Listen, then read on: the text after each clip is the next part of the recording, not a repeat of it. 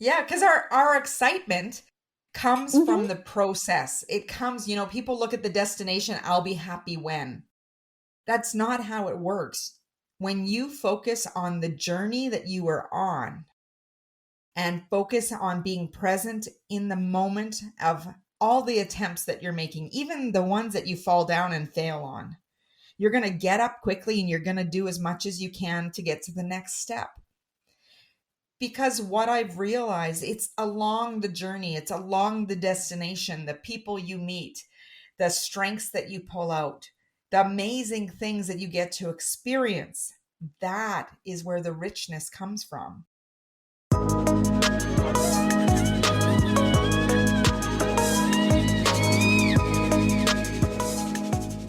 Hello, hello, hello. Welcome back to the Feel Good Factor. I'm Susmita Veganosaurus, and I'm so glad you could join me here today.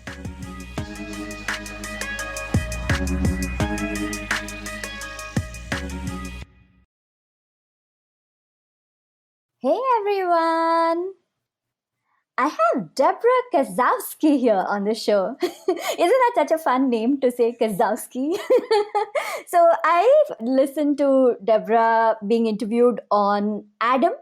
If you remember, my friend from the Million Pound Mission and Podcasting Business School, who I had on the show earlier this year. I listened to Debra on his show, and then I just went ahead and started following her podcast called the Millionaire Woman Show podcast. And it's really awesome. And she has so much wisdom, such great information to share. She helps businesses, individuals, organizations. She helps them ask some real deep questions and then get things done, get productive, and really make magic happen. Debra has a really interesting story and background, and I can't wait to have all of you listen to it and get to know Debra. Hey, Debra! Hey, Sasnatha. Thank you so much for having me on the show. It's so exciting to be here. It's great to have you here. So tell us more about you. So tell us a story, a bit about your show and what inspired it to begin with. Absolutely. So it's going to be a 5-year anniversary this year, so I'm really excited to celebrate here just in a few months. Ooh, congrats. What Thank you. The podcast birthed as I was sitting at a conference. There was a gentleman walking across the stage and he was telling everybody how you could start a podcast, and I thought, how hard could it be? I could probably figure this out. So I committed to myself that I would figure out and launch a podcast in 30 days. And in 30 days, I launched it. And I started off with doing solo interviews on my phone and, just recording that way. And then I expanded to Zoom so I could expand the platform to have the video component on YouTube. And, it's exponentially grown to all over the world. And I never could have imagined that would happen. But we talk about life, leadership, and business so people can live their lives rich from the inside out. Oh, that's beautiful. And I love that. Rich from the inside out, because yes, you have to be abundant, rich, joyful, and everything from the inside to be able to put it out into the world and not just push yourself to reach some goal without yourself being happy. And I love that that's what you teach people, and you share so many tips, wisdom, so many things on the show. And before the show, or even now, you continue to coach people. So tell us a bit about that work, because before that, you were a nurse, you were trained to be a nurse, and then you switched into becoming a coach. So, what made that happen? So much of my career had been in cardiac sciences. And then I moved from a casual position straight into management and spent a lot of time looking at just different perspectives of leadership because I always have seen myself as a leader. And in a leadership role, it's about building people. It's about serving the people that follow you. Hmm. So I really gained a lot of knowledge, a lot of people management skills. and helping people shift their perspectives in different ways. And then there came an opportunity for me to get some coaching education. And I had been coaching before that. And then I thought, you know what? I have this opportunity. Why not get a certification? So I have a framework that people see that I work by, gain different credibility, and work my way into developing my own business. And it has been an interesting ride. Of course, entrepreneurship has a roller coaster feel to it because sometimes everything's on a high level and there's dips and you ride the waves and you continue on. So this is where, when I think about the Millionaire Woman show, it is not for the faint of heart to start a business. It's not a faint of heart for anyone to pursue their dreams in general, because it requires you to somewhat become tunnel visioned at times to believe in where you're going, because even when other people around you may not. Yeah, that is so true. And you talking about service, you were talking about how you'd like to serve others, and you discovered that while you were in management and then got into coaching.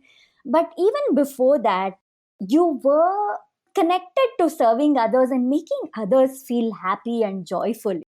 That is something so beautiful. And there's this lovely story on your website about how also you turned pain to purpose. So you learned a lesson at a young age not to stop yourself from going forward when you have the opportunity to make somebody happy, how you hesitated at first, and you learned the hard way, and then later switched to, you had this dream of helping kids and making them happy, and you made that happen. So could you briefly tell the whole story to my audience? Sure. Absolutely. And, there's been many different things that have been like a golden thread tying different parts of my life together that led to that. And, I had one of those bucket list ideas that I wanted to give shoeboxes to Ukraine, to the orphanages. When I was younger, my family did that on a regular basis. And it was something that I wanted to do. And at first I thought, I'm going to go to Ukraine and deliver it. I wanted to watch one child open my box because I always wondered, did they like my box? Did they appreciate the box? Were they excited to see my box? And then one day I was sitting in church and I was flipping through the bulletin that gives everybody an update of the news of what's going on. And it said that this one school was looking for support during the Christmas season. And I happened to know the vice principal. So I picked up the phone and I told him about my dream. And he said, yeah, we don't have anyone helping us right now. Why don't you help us? And I was like, oh, I was over the moon. And I hung up the phone and realized I didn't know the how. All I knew is I knew my why. And it ended up, now I have a TED Talk. If you go TEDx Talk on a YouTube, if you want to listen to it, it's about packing a difference in a shoebox. But what I learned is you don't need to know the how. You need to be able to reach out to your community and share that goal, share that vision with others. And others want to be a part of something bigger. They want to be a part of something making an impact. So the first year we were able to collect 125 boxes, and we had a Santa, we had everyone in the room, and we got all these 125 kids to open their shoebox at the same time. Now, it was completely mayhem. It was completely joyful, and there was not a tear in the room. But what happened was I didn't realize the impact that it truly would make. The following year, I reached out to the school again, and he said, Deb, that was great what you did for us last year, but can you feed us? And at that moment, I saw a child holding up a plate and looking up at me that said, feed me. And I thought, sure. I got off the phone and I said, I don't think I know how to do this. And my husband turns and he says, what did you get us into now? I said, oh, don't worry. I'll have it figured out soon. And I emailed again all our family and friends. I had different companies step up and donations coming from everywhere, and we were able to feed not one school, but we ended up doing two. And in the process, we every year we've extended. We did this for 12 years. There was Wow. even one year that there was 1,300 shoeboxes filled with treasures in my garage. And the kids were like, Oh. "Mom, don't open the garage when I go to school because they're going to think that we're hoarders." And and just seeing the joy on a child's face was worth everything. Just to see them light up. One particular story I'll share with you really quick here is there was a reporter who came from one of the local newspapers, and she came in. She was frustrated. It was a cold winter day. Here in Canada, you need to plug in your car in the winter in order for it to start. And she forgot to do that, and she went to the coffee shop to get coffee, and it didn't taste as good. And then she came to us, and she thought, I got my story. I need to go. My husband pleaded with her and said, no, no, no, you need to stay just 20 more minutes, and you need to come to the gym where we open all the presents. And the kids were all ensembled. The elves were singing carols.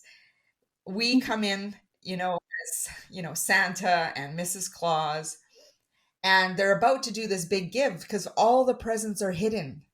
So you can imagine not only having at least 125 kids in the gym, they don't even know that there's gifts. And we take off Wow. the tarp and expose the gifts and the excitement and the noise and just the streaking of joy. And one of the volunteers had handed her a gift, the reporter, to give to one child. So she leans down and gives a little girl a box, and the little girl beside her said, "What's that?" She goes, "Well, it's a gift, of course." And she said, "Well, I've never had a gift before." So that reporter broke into tears, snapped pictures. She ended up writing a 2-page spread about how that experience taught her what the true meaning of giving and Christmas was. So, and then we've had parents come to us who their teenager had volunteered with us and said, "You know what? The following year, my child didn't want all these material things. They wanted to know if they could help again with the shoe boxes or donate or do something different."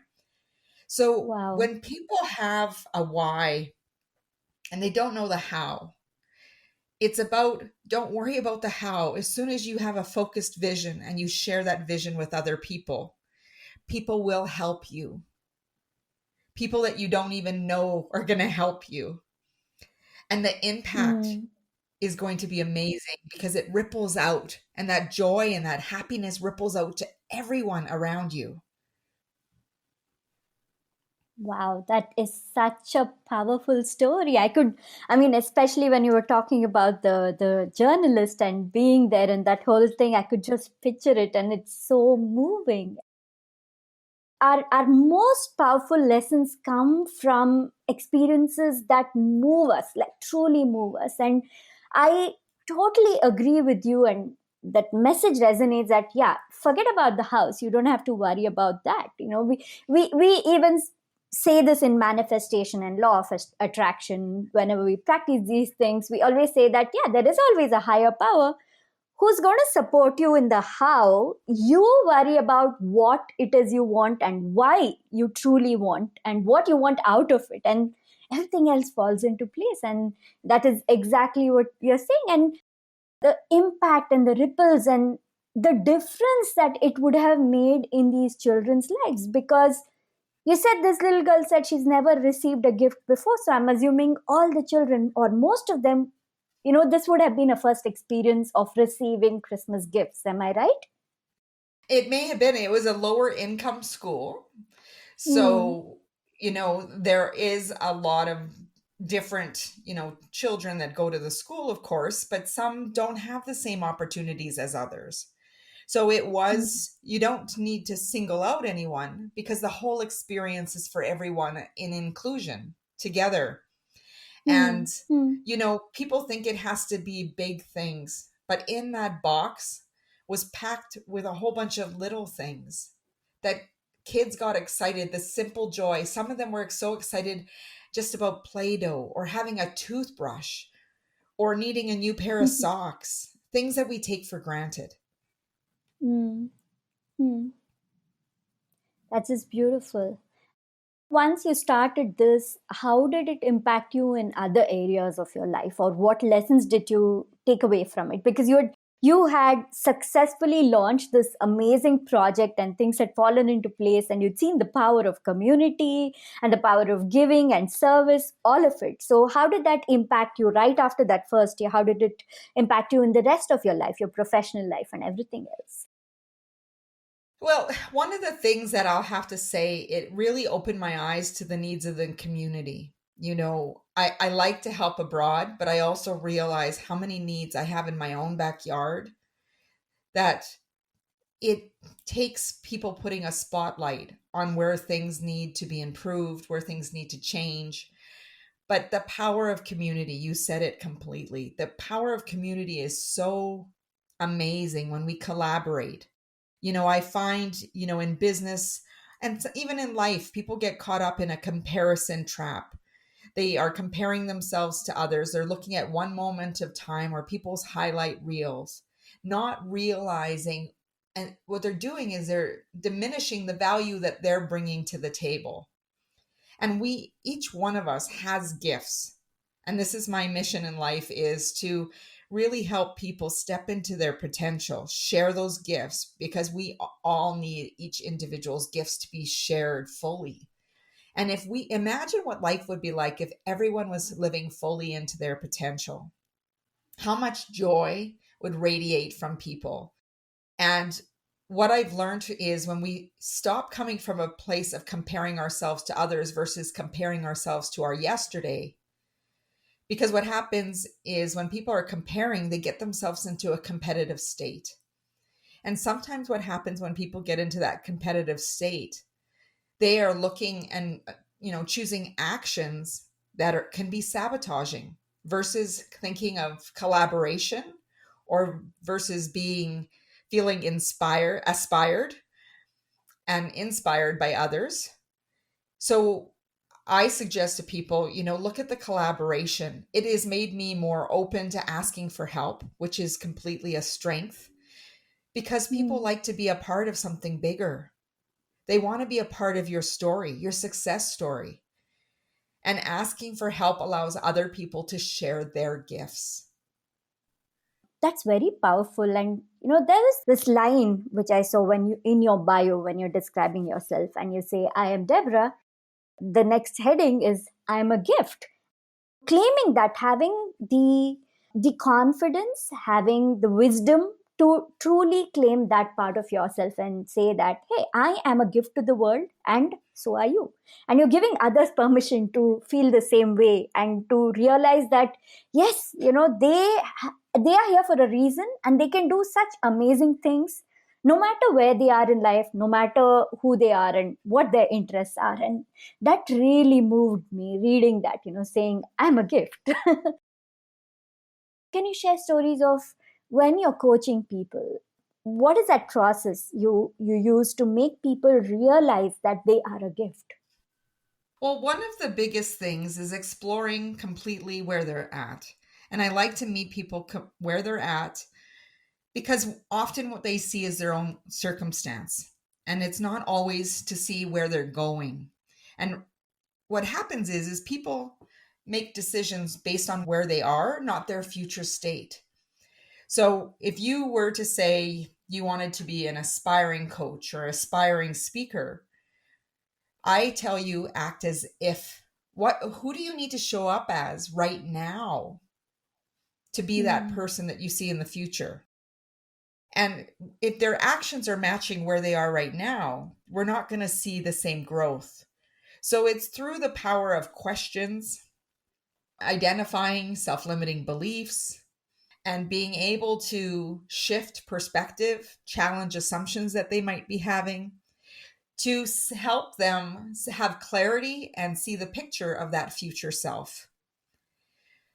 In order to shift your perception of where you're going, because your current reality is the perception you have right now. And where people have that gap is that knowing and doing. They know what they need to do, but not necessarily are they doing it. And the thing is, they get caught up in the how versus their why, of why it's important for them.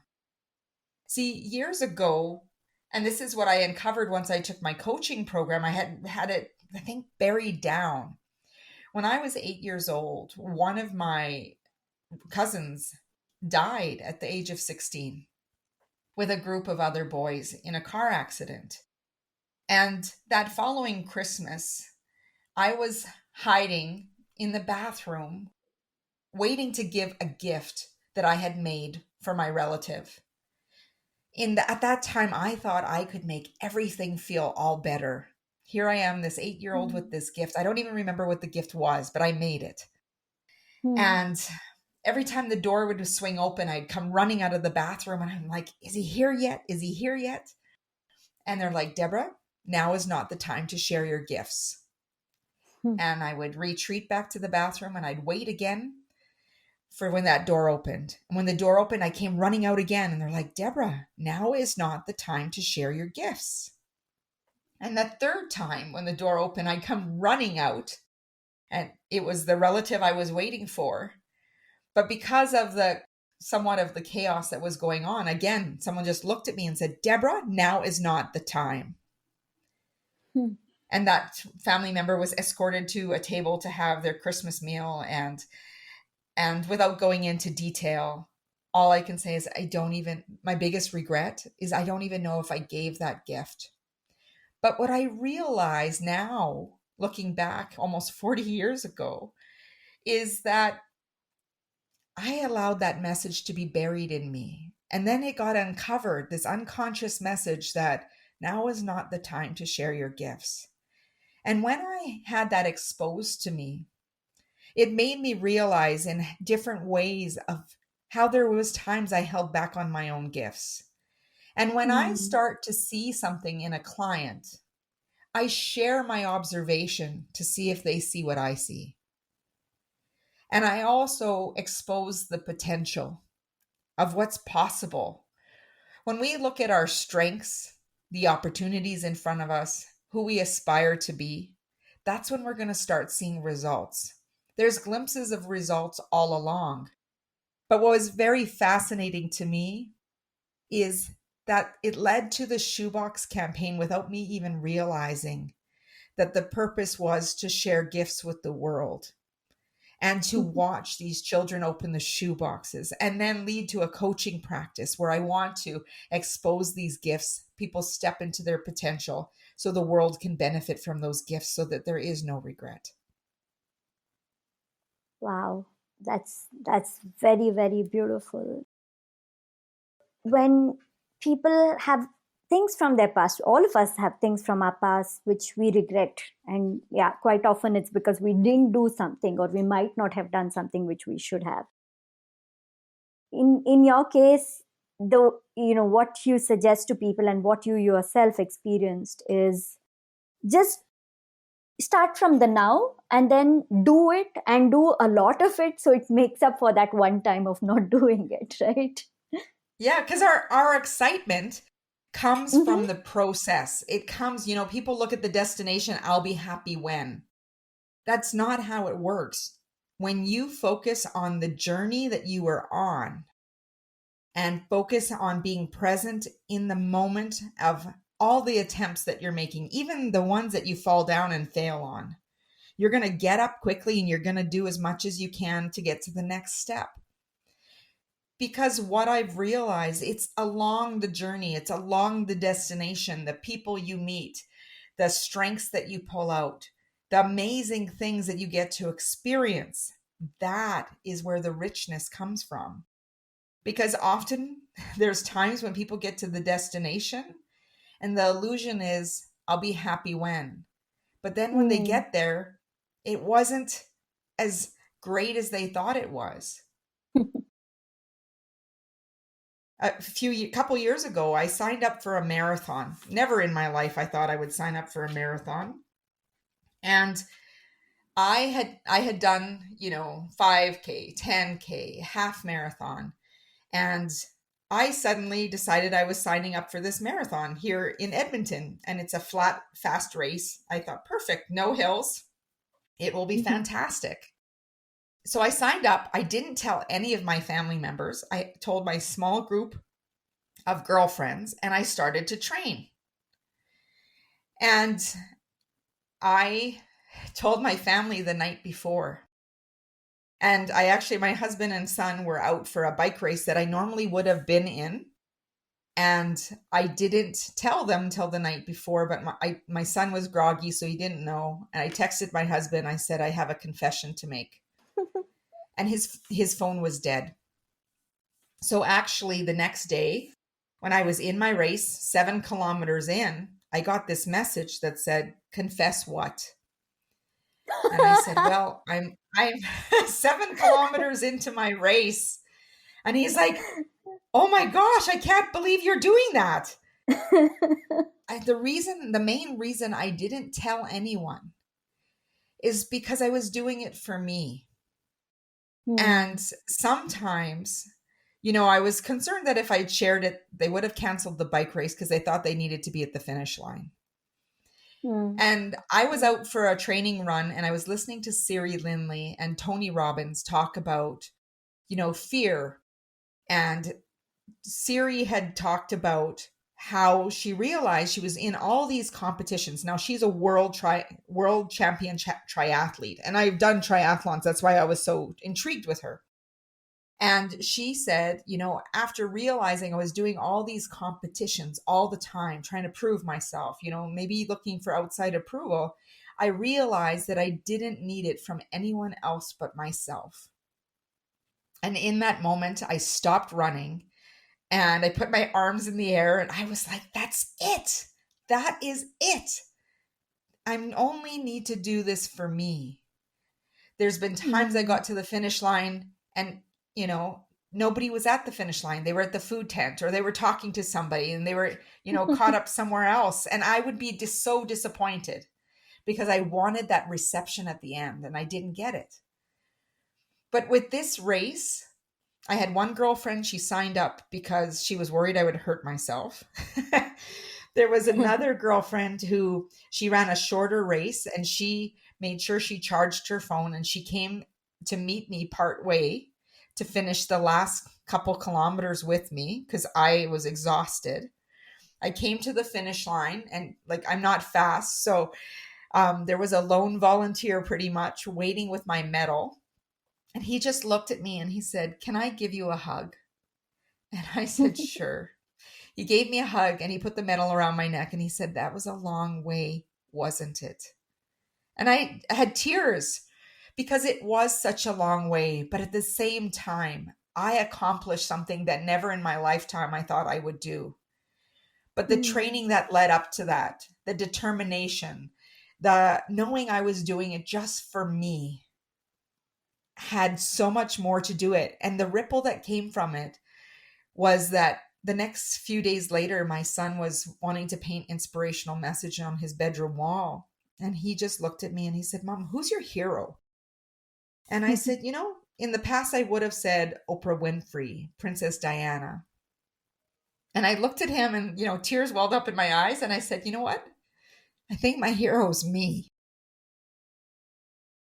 And it was a huge realization for me to realize how I didn't need anything from anyone else and that we need each other. But first, we need to recognize and validate ourselves for the gifts that we bring to the world and not take them lightly. And to realize life, like the marathon, is endurance. It's a journey. And to enjoy the view. I wasn't running for time. I was running for finish. I wanted to enjoy the whole experience. There was a gentleman who had a t-shirt he was running in front of me at this one point, an elderly fellow, and it said 100 Marathon Club. Here I was running my first marathon. He was running his over 100th marathon, and I could hardly believe it. And I stopped to take a picture with him. There was another part of the race where somebody had a fire pit out and a bunch of people sitting around cheering. We stopped to say hi to them and took pictures. And I was there for the experience. Everybody has different goals, and that's something we have to understand in life. Even with different goals, we need to enjoy the experiences. That's what gives us the richness in life. That's what Mm. it's such a memorable experience for me to share it with my friend. We started the race with the power pose, that victory pose at the front, with our arms up in Mhm. the air as if we already finished. To put that in our mindset that that's how we'd be at the end of the race. And it was the Mm. exact feeling. It was so beautiful. Were there moments that I Wow. didn't know if I was going to finish? Absolutely. However, Mm. when I sign up for something, I consider it done. In my mind, it's already done. So I need to put in the actions. I need to fulfill that considered done mentality, keep that commitment to myself. And, at the finish line, it was a long road, but it was worth it. Wow, that's beautiful. It's such a great lesson to everyone. And I can just picture you teaching that to your clients too about everything that they ever do about getting the most out of the experience and the journey. And that is something we often overlook, even as content creators, like as podcasters or as people who, have Instagram accounts or blogs, whatever it is. We do it often, we're like, okay, we have to do this, or we expect validation. But I realize that when we do it because it brings us joy, and we're doing it because it's like, oh, I loved creating this post, or I loved recording this podcast episode, and if nobody listens to it, and even if I listen to it, multiple times because I love it so much, it's still worth it, right? So there's so many deep lessons in your story there. And if it impacts one person, I even remember, speaking at Mm. one event, and I was expecting people to come up and talk to me after. That's what I always had envisioned. And that this one time, one person came up. They came up in tears, sharing with me how my talk impacted them. And then I had been working with my own coach, and I said, I was so disappointed that many people didn't come up. And she reframed for me, and this is the power of coaching, is does it matter how many people come up to you? Because you have to remember that 50% of your audience could be introverted and not willing to talk to you, but they are processing it in their own minds, or they're going home and speaking to their family at the supper table. And then there's the Mm. extroverts who might just talk amongst each other. But how many lives do you think even one talk impacts? If it impacts one person substantially, it has rippled to at least 250 people Mm. based on one person. So we think our actions don't impact, but they can impact for generations. And if you get a chance, for anybody listening, if you get a chance to listen to The Alchemist or read the book The Alchemist by Paulo Coelho, Oh, yeah. One of that my book, favorite books. oh, it is. And one time I was going to a conference, and I wasn't in the best mood, and I wasn't even going to go to the conference. And then I convinced myself to go, and I remembered that someone told me I needed to read this book. So I put it on so I could listen to it during my drive. And partway through on my drive, I am in tears in my car because of the power of hearing the story that our content, our life lessons could live for future generations. People sharing this podcast, people sharing a YouTube or an article that you or I have written, or any other podcaster or writer, to know that people would be sharing it to have an impact in someone else's life. Now that amazes me. That Mm. makes me so proud of the work that I do, not in an ego type of way. It is in a way that I'm like, I'm fulfilling my gifts. When you start seeing people sharing or even repeating something that you've said, instead of saying, oh, well, that was my idea, think to yourself that you were an influencer of that. To see that that message that you've shared has now rippled out into the world. And here's the thing I want people to remember, and this is what I often talk to my coaching clients. If you have an idea that has come to you for you to fulfill, the universe, God, has delivered that to you. And I strongly believe that when those are come to you, you notice that it has that same message has not gone to everyone else around you. That is your role to fulfill. However, I also know if you do not take action on some of those ideas that come to you or some of those things that fulfilled, they will be passed on to someone else to fulfill. And then you'll be turning around and you'll be saying, I had that idea once, but look, they've done it. And it's only because the universe, God, needs that fulfilled in the world, and you have not decided to fulfill it. So it had to be passed on to someone else to follow through on. The world has 7 billion people, 7 billion gifts, everyone individually, and we're all waiting for those to be shared. Oh, that's so true, so beautiful. And going a step further into that, yeah, if you miss something and you didn't fulfill it and it went to somebody else, and like you said, you're like, hey, I had that idea, but they fulfilled it. It's also important to remember that we're all channels and we're all here to do that higher work, the greater work. And it's okay if somebody else did it, because what's important is something that truly resonated with you actually came and took form in the world. And you don't have to regret that you didn't do it, because at least it got done and it's out there, right? And there will be more coming to you. They'll keep giving you more, and because there's more than one thing for us to fulfill. That's why our life journey has different chapters. That's why we get exposed to different experiences. It's amazing how there's always something new coming to you. And if you didn't fulfill it, the universe and God just says, well, I'm going to try again. I'm going to give this to you and see if you're going to fulfill this one and bring it to fruition. And it's only love. You only get love and unconditional love energy from the universe and God. They're never going to be upset that you didn't do it. It's just that you'll get something entirely different. And sometimes you might have to learn a lesson to be able to fulfill it, right? Absolutely. And that's why, when people come into your lives, I see everyone who comes into my life as a messenger, whether it even be just a smile passing on the street. They were meant to be a part of that day. And it's such a simple thing, but the power is in the most simple things. This is a message, particularly that people need to hear right now with everything that's happening in the world. This is something I teach my clients and put it in my, my podcast and courses and everything, which we are in alignment on this. Look to something with curiosity. Look at the world with curiosity. Look at whatever is coming to you with curiosity. See what it can teach you. Okay, so what am I getting? What am I to learn out of this?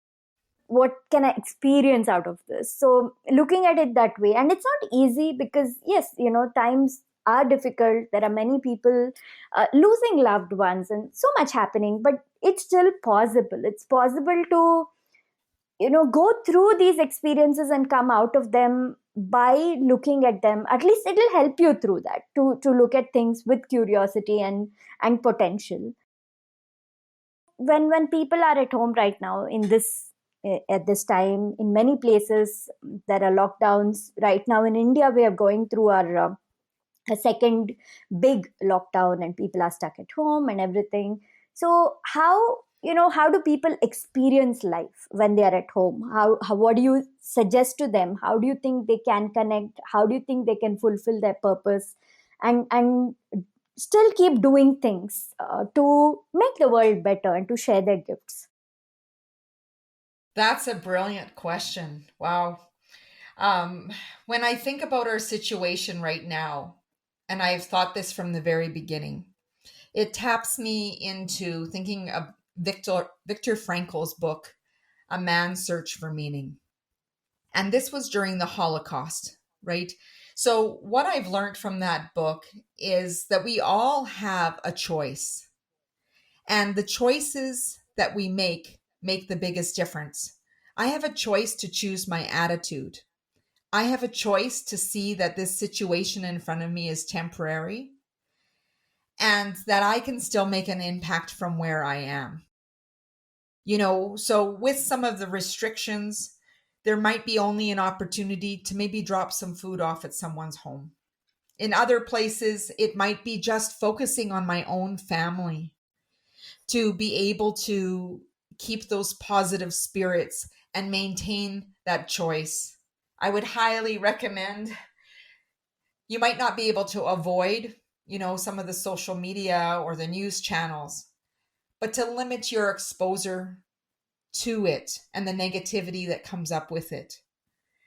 Kind of creating your own news channel in your own home, doing things that make you happy, like having a dance party with your family. You might turn on your favorite music and put on some moves, to read some books, connect with each other, meditate, pray, reconnect to yourself. And if you're, in Canada, we have restrictions like in my province, but we still can go outside.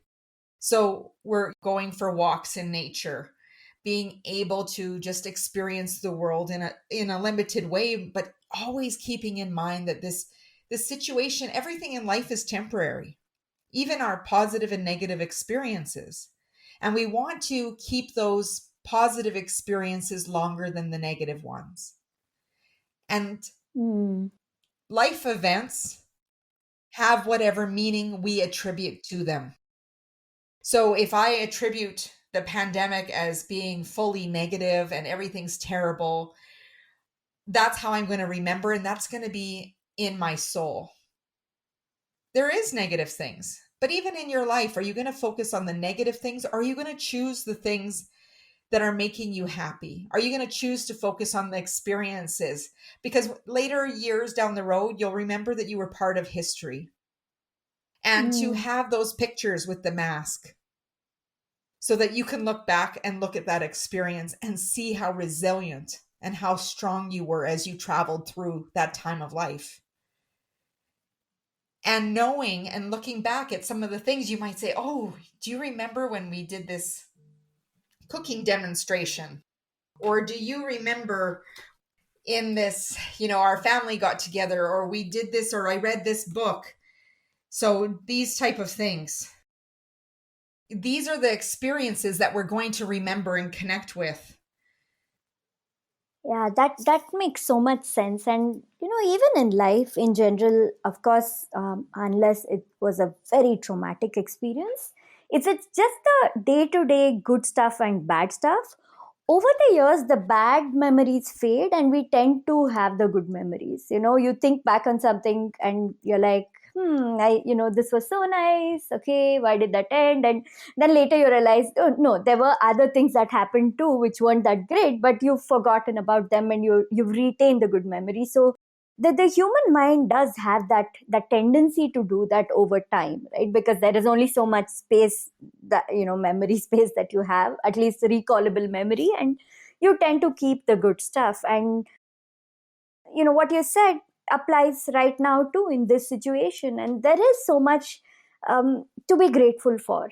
If this pandemic had happened, say, even 15 years ago, we wouldn't be in this miraculous time where you just sit at a computer, click a few buttons, and then you have groceries at your door, that kind of magic. Yes. It is magic. Right? So there is so many miracles too, and maybe harnessing the miracles and trying to focus on them as much as you can, it'll help you and help, of course, the world. And give permission again. So you were talking about the social media and the news, and yeah, I'm like so against watching the news. I'm like, there's just so much of negativity there and it just takes you down.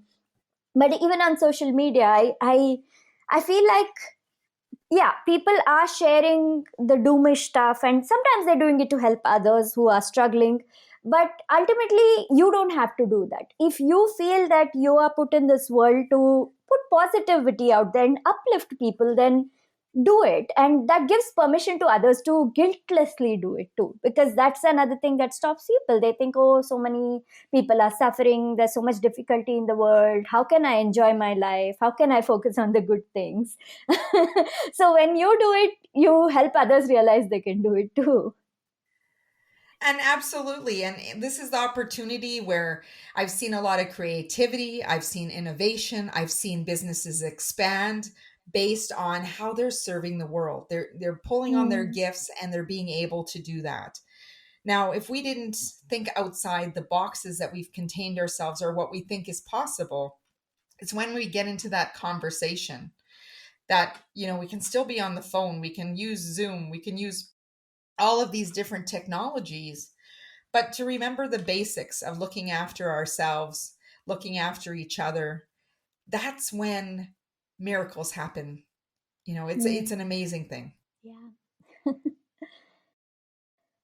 Well, Deborah, it's been a beautiful conversation, very inspiring, and there's so many lessons and so much wisdom there through all your interesting life stories that you've shared. And I like that. I like that about you, where you share stories and life experiences and guide people through that instead of just saying, "Okay, do this, be this, act this way," and that is what touches people and moves them, and it'll stay in their memories. So thank you so much for sharing everything that you did today.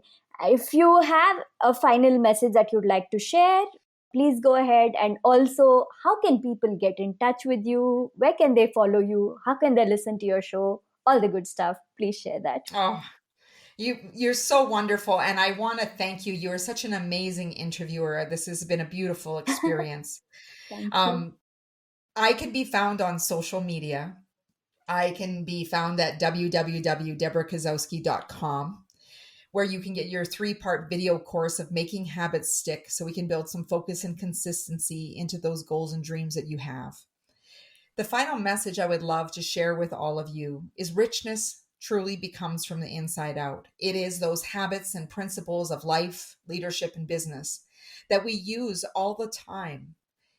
And that to share your gifts, do not delay sharing those gifts because the world has been Mm. waiting for you to step into them. And I know that you might have self doubt. I know you might have people telling you that it might not be possible. But remember, the fact that it came to you, the possibility exists. So step into it, enjoy the journey in the process, and be able to raise your hands and say, I did it, even if the journey was long. Mm. Beautiful. Thank you so, so, so much, Deborah. That was just beautiful. And yes, to everyone who's listening, the blog post, everything's going to have Deborah's details. So follow her, connect with her, listen to her show, her very, very inspiring The Millionaire Woman Show podcast. And I hope you get a lot more of Deborah in your life, because yes, we all need this kind of positivity, wisdom, and inspiration. So thank you so much, Deborah. Thank you. It has been such a pleasure. Thank you. Bye. Bye, everyone. If you enjoyed this episode of the Feel Good Factor, rate, review, and subscribe on your preferred podcast platform, especially Apple Podcasts. If you'd like to be notified about the upcoming episodes of the Feel Good Factor, subscribe to my mailing list on my website, veganosaurus.com. veganosaurus.com. Thank you so much for listening to this episode of the Feel Good Factor. I'm Susmita Veganosaurus, and I'm looking forward to talking to you again very soon. Bye!